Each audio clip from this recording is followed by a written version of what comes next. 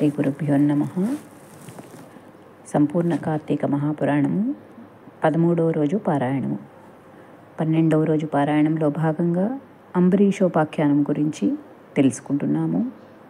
అంబరీషుడు ధర్మవర్తుడై ప్రజల్ని చక్కగా పాలిస్తూ కార్తీక మాసంలోని ద్వాదశి నాడు పాలన చేస్తూ దుర్వాస మహామునిని భోజనానికి ఆహ్వానించాడు. కానీ ద్వాదశి గడియలు ముగుస్తున్నా సరే దుర్వాస మహాముని భోజనానికి రాలేదు. ద్వాదశి గడియలు ముగియక ముందే పాలన చేయాలి అని వేద పండితులు చెప్పడంతో చేసేదేమీ లేక కేవలం జలము తీసుకొని మాత్రమే పాలన ముగించాడు. కానీ దానికి కోపించినటువంటి దుర్వాస మహర్షి అతన్ని శపించాడు. శపించినా సరే అతను మొమ్మపై చిరునవ్వు చెరగలేదు, అంగీకరించాడు. ఏంటి ఇతను ఇలా ఎన్ని విధాలుగా శపించినా సరే ఏమాత్రమూ కూడా తను బాధపడట్లేదు అనే ఉద్దేశంతో రెండవసారి మళ్ళీ శపించడానికి ప్రయత్నించబోయాడు. దాంతో విష్ణు యొక్క సుదర్శన చక్రం అడ్డు వచ్చింది. సుదర్శన చక్రం అడ్డు రావడంతో భయంతో దుర్వాస మహాముని బ్రహ్మలోకానికి, శివలోకానికి, ఇంద్రలోకానికి అందరి దగ్గరికి వెళ్ళి కూడా శరణు కోరాడు. కానీ ఎవ్వరికీ కూడా సుదర్శన చక్రాన్ని ఎదిరించేటువంటి ధైర్యం లేదు. చివరకు ఏం జరిగిందో ఈరోజు పారాయణంలో చూద్దాం. 7వ అధ్యాయము. విష్ణువాచ. దుర్వాస, బ్రాహ్మణుడవైన నీ పట్ల అపచారం జరిగిందన్న తపనతో ఆ అంబరీషుడు విచారగ్రస్తుడై ప్రాయోపవిశ్రునిలాగా బ్రాహ్మణ ప్రవేశితుడై ఉన్నాడు. నా సుదర్శన చక్రం తన కారణంగానే నిన్ను తరుముతోందని దుఃఖిస్తున్నాడు. రాజైనందుకు గాను గోబ్రాహ్మణ రక్షణ తన ప్రథమ కర్తవ్యమై ఉండగా విప్రుడవైన నీకు విపత్తు కలిగించినందుకు తాను ఎంతగానో బాధపడుతున్నాడు. రాజు దండనీతితోనే ధర్మ పరిపాలన చేయాలి, కానీ బ్రాహ్మణుని మాత్రం దండించకూడదు. బ్రాహ్మణో బ్రాహ్మణైరేవ నిగ్రాహ్యో వేదవాదిభిః సత్యధర్మాది నిరతై లోభదంభ వివర్ణితై. దోషైన బ్రాహ్మణుని వేద విధులు, సత్యధర్మనిరతులు, లోభదంభశూన్యులు అయిన బ్రాహ్మణులు మాత్రమే దండించాలి.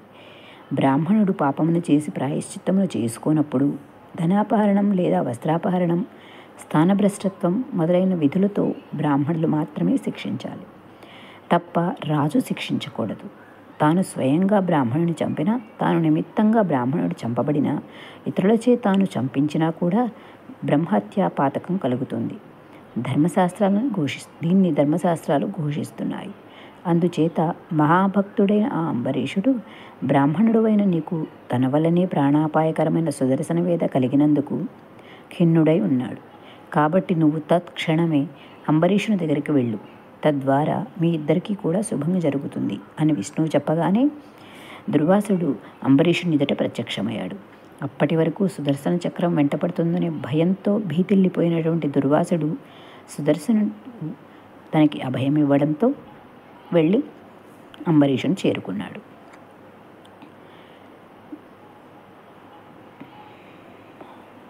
మరుక్షణమే సుదర్శనం కూడా అక్కడికి ఆవిష్కరించబడింది. భయగ్రస్తుడైన దుర్వాసుని అతని మీదికి రానున్న సుదర్శనాన్ని చూడగానే అంబరీషుడు ఆ చక్రానికి ఎదురెళ్ళి, ఓ సుదర్శన చక్రమా, నన్ను మన్నించు. భయభ్రాంతుడైన వారిని, అందున బ్రాహ్మణుణ్ణి ఇలా క్రూరంగా హింసించడం నీకు న్యాయం కాదు అంటూనే ధనుర్ధారి అయి ఇంకా ఇలా చెప్పసాగాడు. 7వ అధ్యాయము సమాప్తము. 8వ అధ్యాయము. ఆగు ఓ విష్ణుచక్రమా, ఈ బ్రాహ్మణ వధ నీకు తగదు. చంపడమే ప్రధానమనుకుంటే నన్ను చంపు, ఈ దుర్వాసుని వదులు. వదలని పక్షంలో నీతో యుద్ధానికైనా సరే నేను సిద్ధముగానే ఉన్నాను. రాజులకి యుద్ధమే ధర్మము కానీ యాచన చేయడం ధర్మము కాదు. వైష్ణవాయుధానువైన నీవు చెప్పించుకోదలిచిన వాడివి కాదు. నాకు దైవస్వరూపానివి కనుక నిన్ను ప్రార్థించడంలో తప్పులేదు. అయినప్పటికీ కూడా ఈ బ్రాహ్మణ రక్షణార్థం నేను నిన్ను ఎదిరించక తప్పదు. నిన్ను జయించగలిగినదంటూ ఈ ప్రపంచంలో ఏదీ లేదని నాకు తెలియను. అయినా సరే నా బలపరాక్రమణలు కూడా ఒకసారి రుచి చూడు. మరికొన్నాళ్ల పాటు శ్రీహరి హస్తాలలో బ్రతికి ఉండదలుచుకుంటే శరణాగతుడవైన దుర్వాసుని వదిలిపెట్టి వెళ్ళిపో, లేదంటే నిన్ను ఖచ్చితంగా నేలకూలుస్తాను అని క్షాత్రధర్మ పాలనకై తనకి దుర్వాసునికి మధ్య ధనుర్ధారి అయి నిలబడిన అంబరీషుణ్ణి ఆప్యాయంగా చూసి అతని ధర్మ నిర్వహణను మరింత పరీక్షించడం కోసం సుదర్శన చక్రం ఇలా అంది. అంబరీష, నాతో యుద్ధమంటే సంబరమనుకుంటున్నావా? మహాబల మదభత్తులైన మధుకైటవుల్ని, దేవతలందరికీ అజేయులైన మరెందరో రాక్షసుల్ని అవలీలగా నాశనం చేశాను. నేను ఎవరికి కోపం వస్తే ఆ ముఖాన్ని తేరి చూడడానికైనా సమస్త ప్రపంచము కంపించిపోతుందో అటువంటి బ్రహ్మరుద్ర తేజోమూర్తి అయిన ఈ దుర్వాసుడిప్పుడిలా దిక్కులేక దీనుడై అవస్థపడుతున్నాడంటే అది నా ప్రతాపమే అని మర్చిపోకు. నన్ను చూసి భయపడినవాడు ఈ ప్రపంచంలో ఉంటాడా? దుర్వాసుడంతటి వాడికి నన్ను చూసి భయం కలుగుతుందంటే ఇక నీవెంత? ఉభయ తేజ సంపన్నుడైన దుర్వాసుడే నాకు భయపడుతూ ఉండగా కేవలం క్షత్రియహంకారకారకమైన ఏకైక శివ తేజోమూర్తివి నువ్వు నన్నేం చేయగలవు?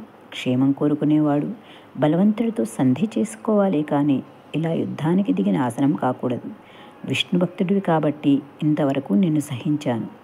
లేనిపోని భీరాలకు పోయి వృధాగా ప్రాణాలను పోగొట్టుకోకు. ఈ మాటలతో అంబరీషుడి కళ్ళు ఎరిపెక్కాయి. ఏమిటి సుదర్శన, ఎక్కువగా మాట్లాడుతున్నావు?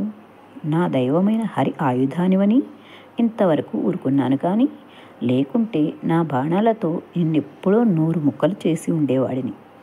దేవబ్రాహ్మణులైన స్త్రీలు, శిశువుల మీద, ఆవుల మీద నేను బాణప్రయోగం చెయ్యను. నువ్వు దేవతమైన కారణంగా నీవింకా నా క్రూర నారాచఘాతాల రుచి తెలియపరచలేదు. నీకు నిజంగా పౌరుష ప్రతాపాలు ఉంటే నీ దివ్యత్వాన్ని వదిలి ధర్మయుతంగా పురుషరూపుడివై వచ్చి యుద్ధం చెయ్యి అంటూ ఆ సుదర్శనం యొక్క పాదాలపైకి ఏకకాలంలో 20 బాణాలను వేశాడు. అంబరీషుడు అతని పౌరుషానికి, ధర్మరక్షణా దీక్షలో దైవానికైనా జంకని క్షాత్రానికి సంతోషించిన సుదర్శన చక్రం సరూపితమై దరహాసం చేస్తూ, రాజా, శ్రీహరి నీ సంరక్షణ నిమిత్తమే నన్ను నియంత్రించాడు, కానీ నీతో కయ్యానికి కాదు.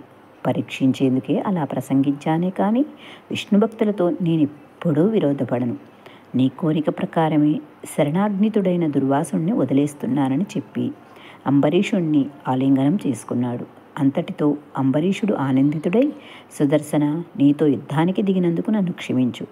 భక్తులను పాలించడంలోనూ రాక్షసులను సంహరించడంలోనూ విష్ణుతుల్య ప్రకాశమాను ప్రాణాప్రయాణ కష్టహరణశీలము అయిన నీ ఉత్కృష్టతకు ఇవే నా నమస్కారాలు అంటూ సాష్టాంగ నమస్కారం చేశాడు. సంతసించిన సుదర్శనుడు అంబరీషును లేవనెత్తి అభినందించి దీవించి అదృశ్యుడయ్యాడు. కలియుగ కార్తీకంలో ఈ అధ్యాయాన్ని ఒక్కసారైనా చదివినా విన్నా అనేక భోగాలను అనుభవించి అంత్యాన ఉత్తమ గతులను పొందుతారు. ఏవం శ్రీ స్కాంతపురాణంతర్గత కార్తీక మహత్యే అష్టానింశాధ్యాయం సమాప్తము. 27, 28 అధ్యాయములు సమాప్తము. మళ్ళీ రేపటి పారాయణంలో కలుసుకుందాం.